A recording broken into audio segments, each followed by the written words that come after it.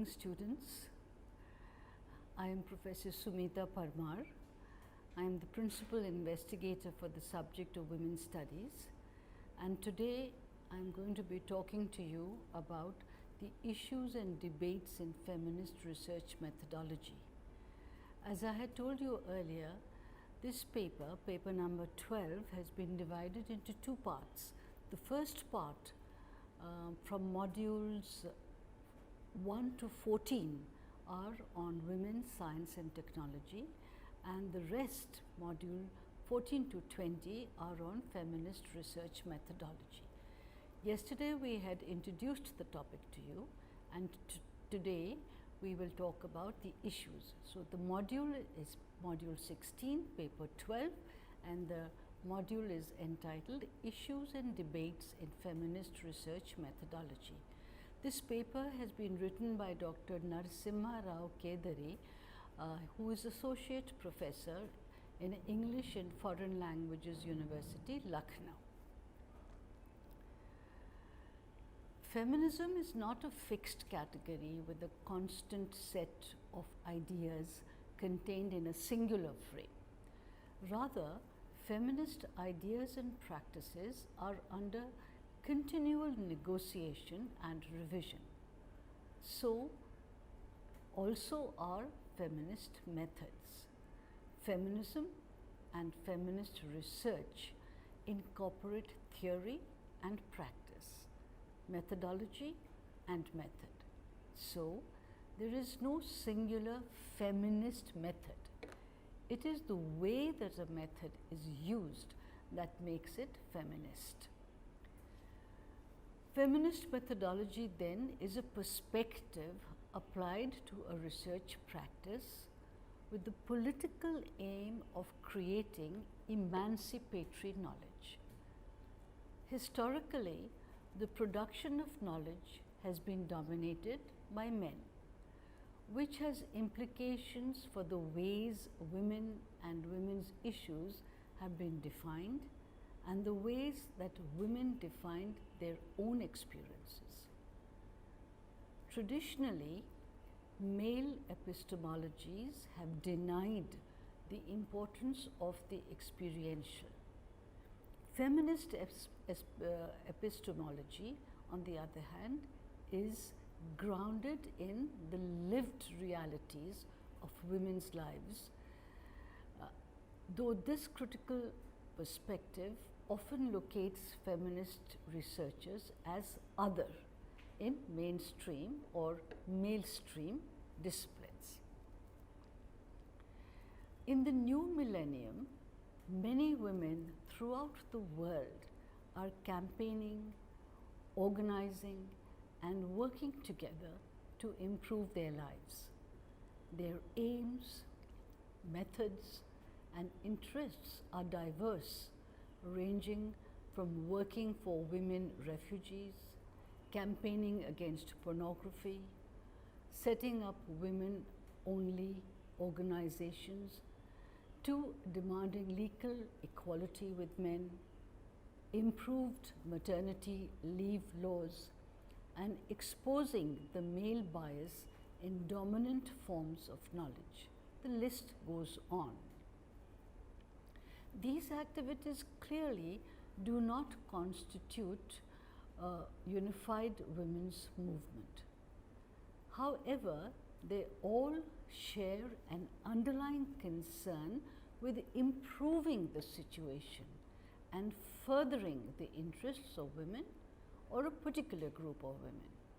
As such, they have all at times been described as feminist, and all may, in a sense, be seen as a response to or continuation of the feminist movement, which have their genesis as far back as in the 17th century.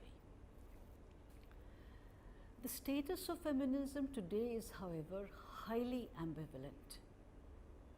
On the one hand, it seems to be clearly a success story that has transformed both dominant ideologies and the material conditions of women's lives and that continues to inspire women throughout the world. On the other hand, its very success has undermined its appeal to a new generation in many countries of the world. Women all over the globe, young women all over the globe, see legal, economic, political, social, sexual and reproductive rights and freedoms as obvious entitlements rather than as feminist demands. For such women, feminism can seem at best an outdated and at worst a threat to loving relationships between women and men, or an anti-male obstacle to genuine gender equality. Many other women who appear to be pursuing feminist goals reject the feminist label, which they see as elitist or racist, a form of political and cultural imperialism on the part of white Western women who are privileged in so many ways. Feminism is identified, according to Alison Jagger, as I just have mentioned, with various social movements dedicated to ending the subordination of women. It is also agreed that feminist theories ultimately are the tools designed for a purpose. The purpose of understanding women's subordination in order to end it. However, feminists are profoundly and at times bitterly divided, not only over political priorities and methods, but also over goals.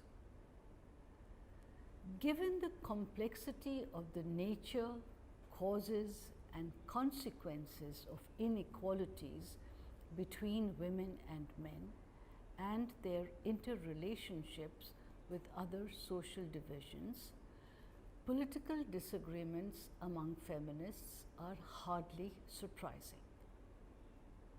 These involve competing arguments and assumptions about the very nature of politics, the meaning of equality, the significance of sexual difference, and the possibility of social and economic change. The result is often an inconsistent approach to political activity and analysis, which confuses questions of style with those of substance and fails to distinguish between genuine political disputes and less significant differences of emphasis or priority. By the 19th century, a well-developed analysis of the ways in which women's subordination extends beyond a lack of legal, political, and economic rights and is rooted in family life and personal relationships was in place. For example, the American Elizabeth Cady Stanton not only campaigned for women's right to vote, to own property, to be educated, and to work outside the home, she also asserted their right to dress for their own comfort rather than to please men. She insisted on retaining her own given name. She condemned the double standard of sexual morality and identified a married woman's lack of the right to deny her husband sexual access to her own body as a root cause of women's oppression. This kind of analysis continued as an important strand in the campaign for women's suffrage, which had by the earlier 20th century become a mass movement both in England and the United States. Some campaigners did not simply see the vote as an end in itself, but as a weapon that could be used by women in their struggle for economic independence. Some also argued that women should be entitled to vote not because they were the same or as good as men, but because they were different and in important respects even better. After the vote was won, in the late 1960s, the analysis that women were different and better became an important strand of the new women's movement known as radical feminism, because its proponents claimed it went to the roots of women's oppression. Some, such as Germaine Greer in The Female Eunuch, first published in 1970, argued further that the roots of this oppression lay in men's control over women's sexuality. The politics of personal life. Greer aimed at raising consciousness to enable women to express and share personal experiences in a small and supportive group, so as to bring out their political implications and develop a strategy for change. Through such groups, many women found that their own bad emotional, sexual, or family experiences were not simply personal misfortunes, but seemed both to be widely shared with other women and to build up into a general pattern of male use and abuse of power. This new understanding gave rise to the key slogan, "The personal is political," and to the idea that all women could unite in a common sisterhood. It also provided the foundation for a theoretical analysis of male power, which focused on the concept of patriarchy. The feminist concept of patriarchy, a term which has an earlier and very different usage in conventional political theory, was first set out by Kate Millett in her famous book Sexual Politics, written in 1970. Millett argued that in all known societies, the relationship between the sexes has been based on man's power over women. It is therefore political.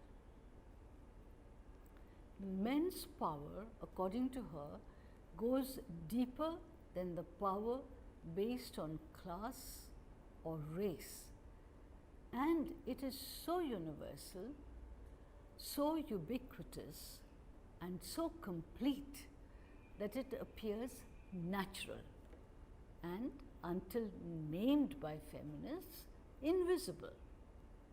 It is maintained by a process of socialization, which begins in the family and is reinforced by education, literature, and religion. It also rests upon economic exploitation, state power, and ultimately force, particularly sexual violence and rape. While some feminists have attempted to analyze the patriarchal basis of state power or the relationship of patriarchy to class exploitation under capitalism, others have focused upon the family, reproduction, and sexuality. This has produced a wide range of collective activities, including campaigns for stricter controls over pornography, for adequate funding for women's shelter homes, for free access to abortion, for changes in the law on rape and domestic violence, and for an end to discrimination against lesbianism. The criticism against radicalism. The core beliefs of the radical feminist approach have been attacked by other feminists on a number of grounds. First, some argue that to say that the personal is political implies that no area of life can be free from political scrutiny, and that feminists are to be held accountable to their sisters for every aspect of their behavior. Women must therefore be aware of the political consequences of how they dress, who they sleep with, and who they cook for, and should regulate their activities accordingly. A second line of criticism is that the personal is political is effectively depoliticizing, as it can suggest that conventional political activity by feminists represents a futile engagement with man-made structures and is therefore a waste of time. From this perspective, women's political priority might be to put their own emotional and sexual house in order rather than attempting to change the world outside. Third, the concept of patriarchy is said to be descriptive and ahistorical rather than analytical. As such, it is unable to explain the origins of patriarchy or to provide a coherent strategy for ending it. Moreover, by universalizing the experiences of white, middle-class Western women, it ignores oppression based upon race and class. Fourth, the radical feminist approach is said to encourage women to identify only with their bad experiences with men, so that women who have suffered abuse will be listened to with reverence, while the experiences of happily married women are dismissed as false consciousness. And finally, the stress on women's status as victims is said to feed into a false and politically dangerous view of women as essentially good and men as essentially bad. It ignores the fact that many women do have a significant amount of political and economic power, and that many men are oppressed. This produces an inaccurate and unworkable view of men as the enemy, which suggests that they cannot be trusted as fathers, friends, sexual partners, or political allies. Lesbian separatism therefore becomes the only feasible option for feminists, both as political strategy and as a lifestyle choice. Such a view is unacceptable to those feminists who argue that many men have done great service to the feminist cause, and that many men have always treated the women in their lives with the greatest love and respect. What are the recent issues and debates? In 1996, a new international collection of essays by 68 self-proclaimed radical feminists provided a robust defense against alleged misinterpretations of their core beliefs. These feminists are not demanding that private life becomes political, but claiming that it already is. They see the identification of oppression as a first step towards confronting it rather than as an end in itself. Several contributors insist that their goal is not individual therapy or the development of women's culture, but their aim is to change the world with the ultimate goal of ending the oppression of women in the interest of all humanity. Such approaches suggest that there is no one correct form of feminist political activity. Robin Morgan indeed has argued that the very diversity of approaches and interests within radical feminism is a source of strength for feminist politics. She argues that it is a means, not an end, a process, not a dogma.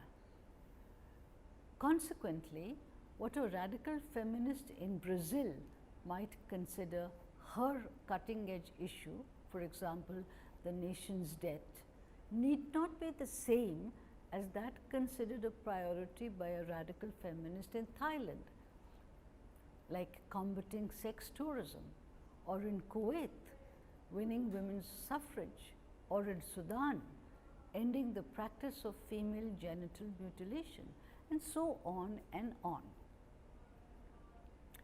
Radical feminism's core assumptions have also been profoundly challenged in recent years by the development of both black feminism and postmodernism.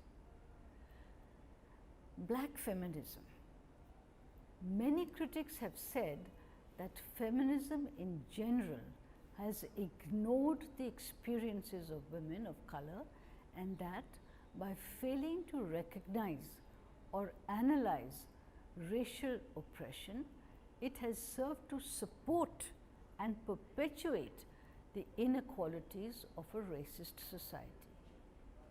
The result, according to the African American writer Bell Hooks, has been that black women have felt forced to choose between a black movement that primarily serves the interests of black male patriarchs and a white women's movement which primarily serves the interests of racist white women.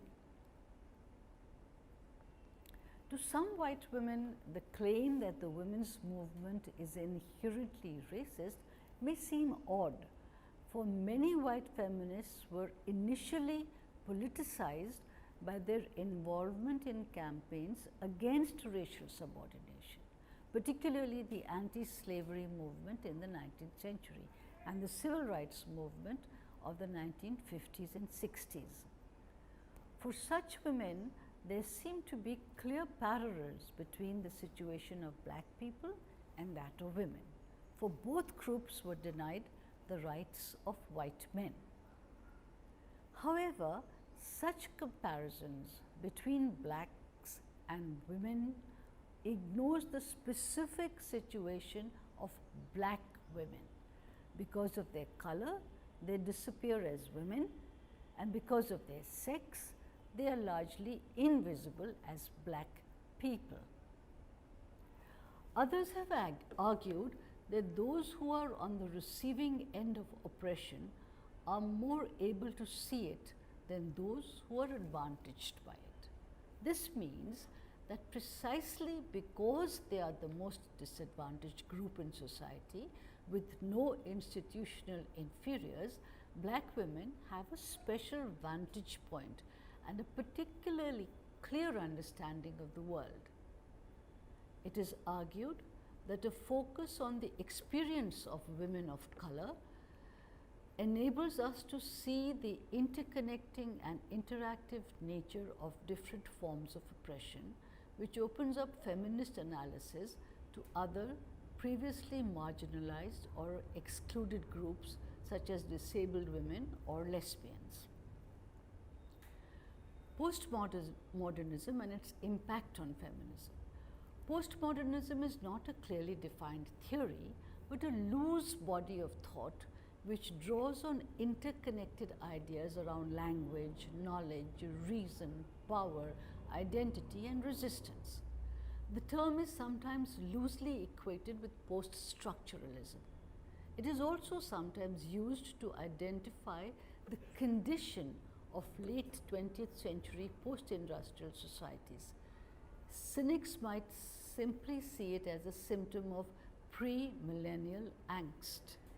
It is clear that while some of the postmodern concerns reinforce earlier feminist ideas, others seem to challenge feminism's most basic assumptions.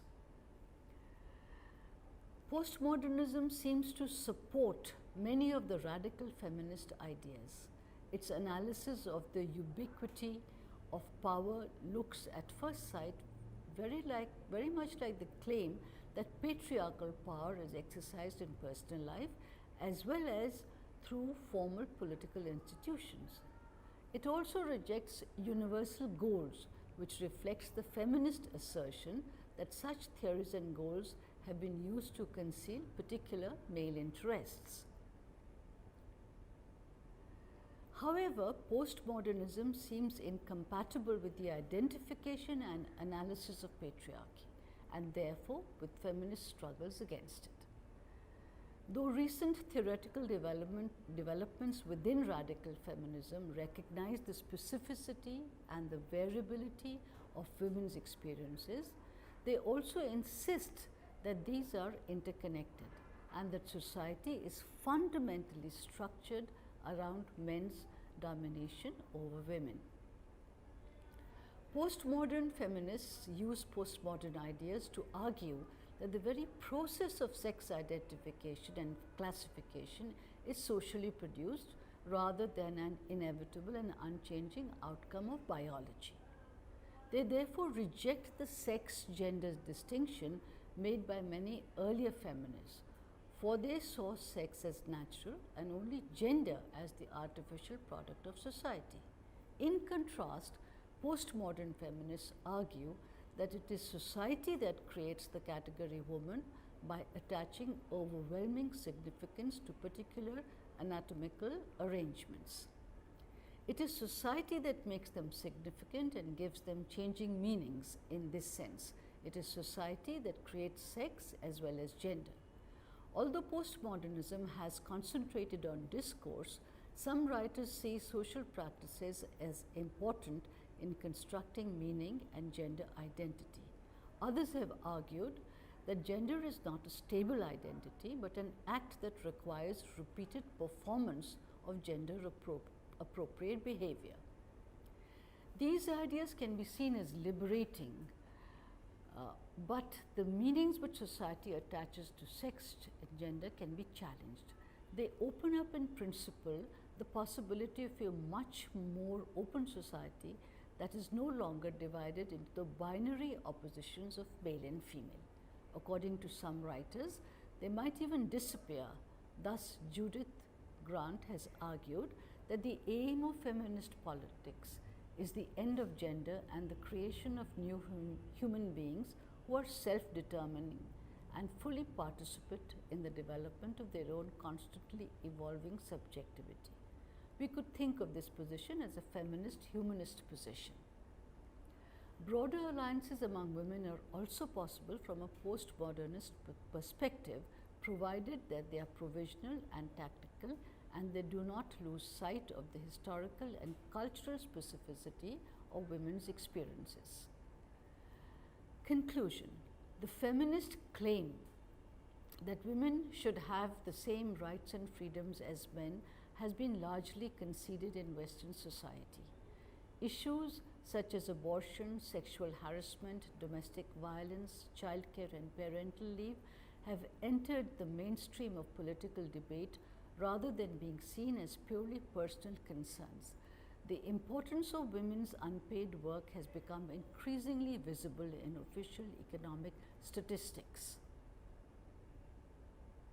However, feminist analysis of the structured collective nature of gender inequalities and interests are much less widely accepted or even heard.